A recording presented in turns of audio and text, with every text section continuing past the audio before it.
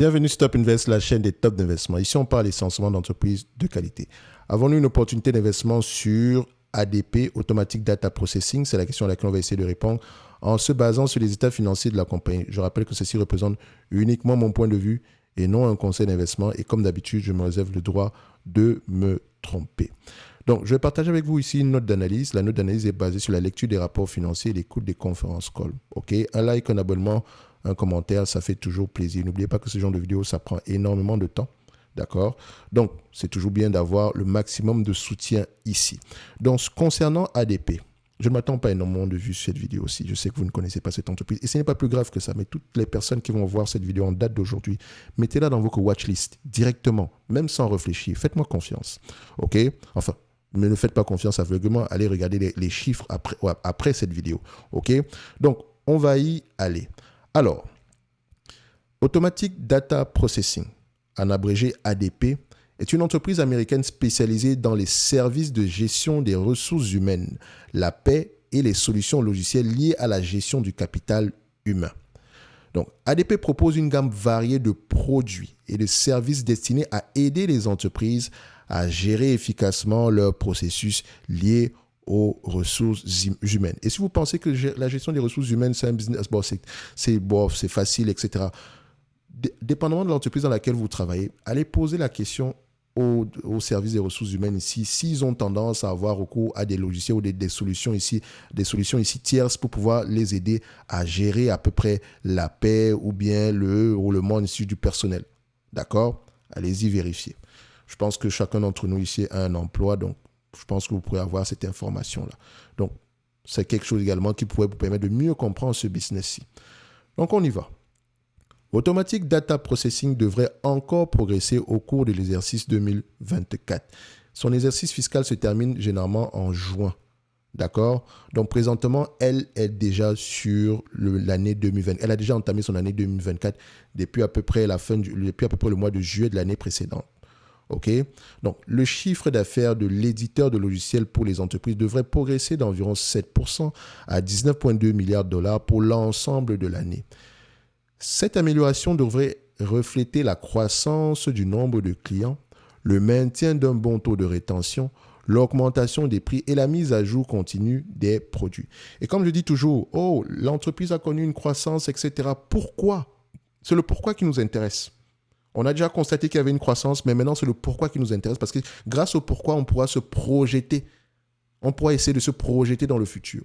Si l'entreprise a connu une période exceptionnelle ici, si l'entreprise a connu une croissance élevée ici, si on ne vérifie pas les rapports financiers, on ne pourra peut-être pas se rendre compte que c'était une période exceptionnelle. Un peu comme les entreprises qui ont gagné de l'argent ici, un peu comme Pfizer, qui a gagné de l'argent de manière...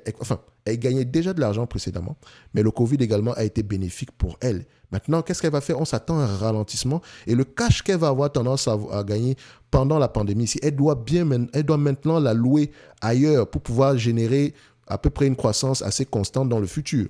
Donc, quand je dis ici l'allouer ailleurs, c'est-à-dire qu'on pourrait faire des acquisitions qui c'est clairement une stratégie de Pfizer en date d'aujourd'hui. Donc, on peut s'attendre à un certain ralentissement, c'est normal.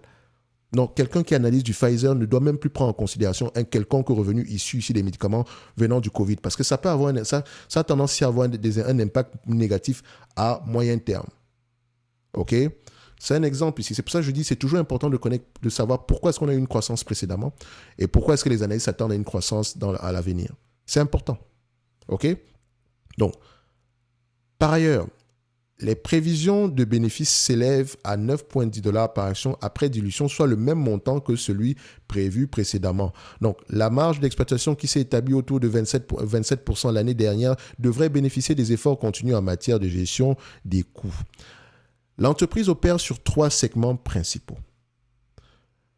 La plus importante division, à savoir Employer Services, qui comprend les solutions de gestion de la paix, enregistrera probablement une augmentation de 7% de son chiffre d'affaires au cours de cet exercice. Je pense que c'est en croissance également avec ici, c'est à peu près équivalent ici à la croissance du secteur d'activité. D'accord? Donc, le segment PEO, plus petit, qui offre des services de RH, de gestion des avantages sociaux et de solutions de retraite enregistrera probablement une augmentation de 4% de son chiffre d'affaires. Enfin, et c'est très important, pour intérêt sur les fonds détenus pour les clients d'ADP dont le capital est investi dans des titres à revenus fixes de première qualité, il est prévu que la contribution soit plus importante grâce à des soldes de compte plus élevés et à de meilleurs rendements. Je répète, pour l'unité, intérêt sur les fonds détenus par les clients d'ADP dont le capital est investi dans les titres à revenus fixes de première qualité, il est prévu que la contribution soit plus importante grâce à des soldes de compte plus élevés et à de meilleurs rendements. Et je précise, ADP détient dans ses comptes de l'argent qui ne lui appartient pas. D'accord ? Et qu'est-ce qu'elle fait avec cet argent-là ? Elle a tendance à l'investir ici sur des titres à revenus fixes ou bien des obligations ici d'excellente qualité, très généralement ici avec une visibilité ici à court terme, d'accord, d'excellente qualité. Ce qui veut dire que quand les taux d'intérêt augmentent, c'est bénéfique pour elle, d'accord? Mais également, elle doit absolument, je dis bien, contrôler le risque. Donc, il faut absolument qu'elle investisse cet argent-là sur la crème de la crème, parce que c'est de l'argent qui ne lui appartient pas. Et le solde de ce compte-là pourrait continuer à augmenter ici parce que les clients déposent de plus en plus. OK? Donc, c'est un élément bénéfique pour ADP, mais ça peut également être un danger. Faites très attention. OK? Une autre entreprise qui a tendance, je ne dis pas qu'elle fait la même chose, mais qui a tendance à avoir du cash ici qui ne lui appartient pas, c'est une entité comme Expedia. Allez savoir pourquoi. Je vous laisse sur ce. Je pense que je l'ai déjà expliqué ici. Si vous avez l'habitude de booker sur Expedia ici, parfois vous payez en avance, n'est-ce pas? Voilà, maintenant vous avez compris. Donc, on continue. L'innovation devrait progressivement porter ses fruits. ADP fait un effort concerté, donc en prenant en considération ici les avis de ses clients, pour apporter la technologie d'intelligence artificielle à ses offres existantes. Par exemple, ADP a ajouté une interface utilisateur conversationnelle à son produit Roll Mobile Payroll. C'est le nom du produit. OK? Donc, cette initiative devrait aider les petites entreprises et les employés à obtenir des conseils personnalisés en cas de besoin. Par ailleurs, ADP a récemment acquis Sora, un fournisseur de solutions d'automatisation des flux de travail, et œuvre activement à l'avancement ou au développement de cette technologie.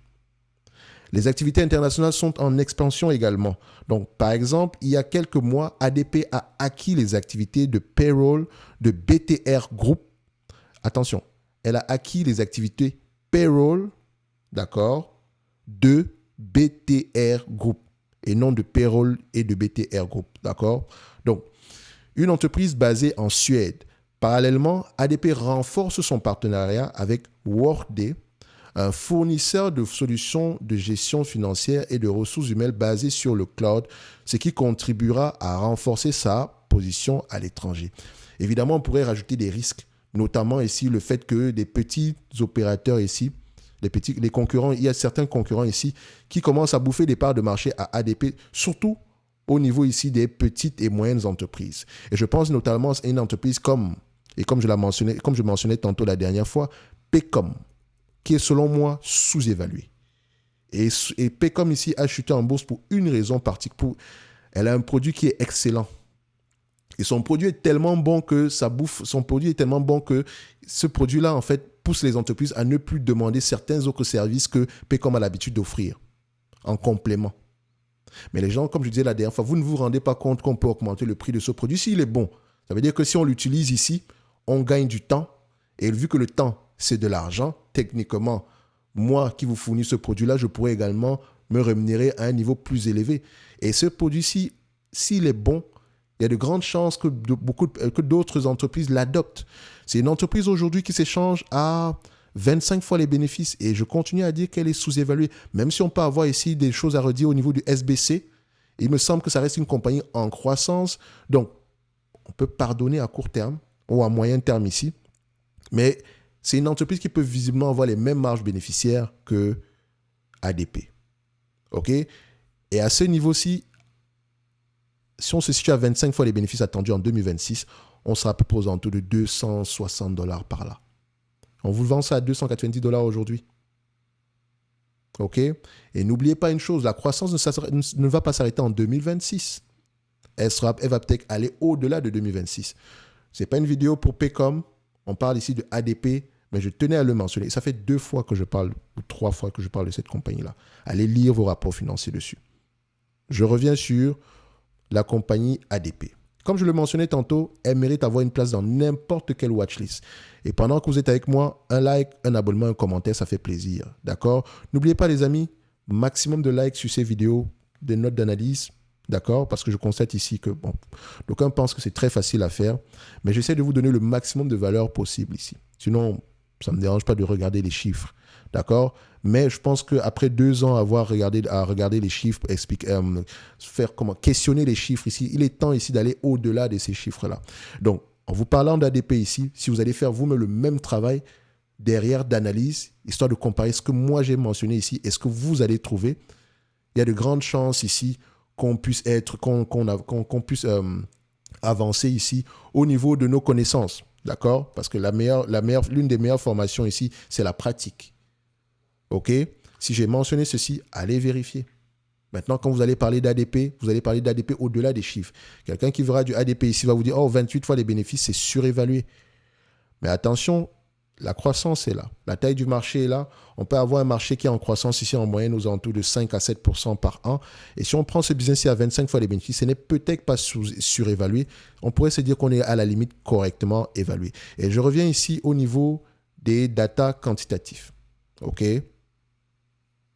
Voilà. Donc, ADP. Croissance des revenus. Magnifique, n'est-ce pas? Marge brute. On voit ici que les marges brutes sont en décroissance. Et il faut faire très attention quand on a des marges brutes en décroissance ici. Toujours aller vérifier le business. Est-ce que c'est une stratégie du management? Parce qu'on a fait beaucoup d'acquisitions ici. De très petites, mais c'est beaucoup d'acquisitions néanmoins. Donc, est-ce que ces acquisitions-là ont un impact sur les marges? Est-ce que c'est une stratégie du management de baisser le prix ici pour gagner des clients afin de pouvoir, une fois qu'ils sont captifs, de pouvoir augmenter le prix derrière? Il faut faire attention. Donc, la marge brute qui diminue, je n'aime pas ça, mais c'est toujours à comparer avec la marge EBITDA. La marge EBITDA augmente. Ça veut dire que l'entreprise, croissance des revenus, baisse des marges brutes, mais au niveau des dépenses opérationnelles, on dépense de moins en moins. Donc, ça peut être justifié. OK? Au plus bas, en 2015, on était à 20%. Là, on a 8%, 20%. Là, on a 28%. Et ça augmente ici depuis 2013. OK? Donc, ensuite, on va regarder les net income et les free cash flow, si les deux parlent le même langage. Free cash flow est légèrement plus élevé que net income. On adore ça. OK? Dette net sur EBITDA. Aux alentours de 0,3. Elle n'a même pas de dette net. Ça ne sert à rien de mentionner ça ici. Nombre d'actions. Augmente ou diminue? Rachète. Je voulais parler de rachat. Rachète massivement ses actions. Et comme je dis toujours, rachat d'actions plus restauration de dividendes, c'est vaut que shareholder yields. OK? Comme on peut le dire, on peut le voir ici au niveau de dividendes. Est-ce qu'elle donne l'information? Effectivement. Donc, l'entreprise ici verse un dividende de 2,3%. En réalité, c'est 2,70% si on prend en considération le buyback. OK? Donc, combien de fois les bénéfices le marché a tendance à payer pour ce genre de business? Je vais aller très rapidement. C'est un business qui va s'échanger à 20-25 fois les bénéfices. Vous pouvez aller vérifier vous-même. Je pense que vous savez à peu près comment est-ce qu'on vérifie cela. Et vous savez qu'ici, généralement, les free cash flow sont plus élevés que les net income.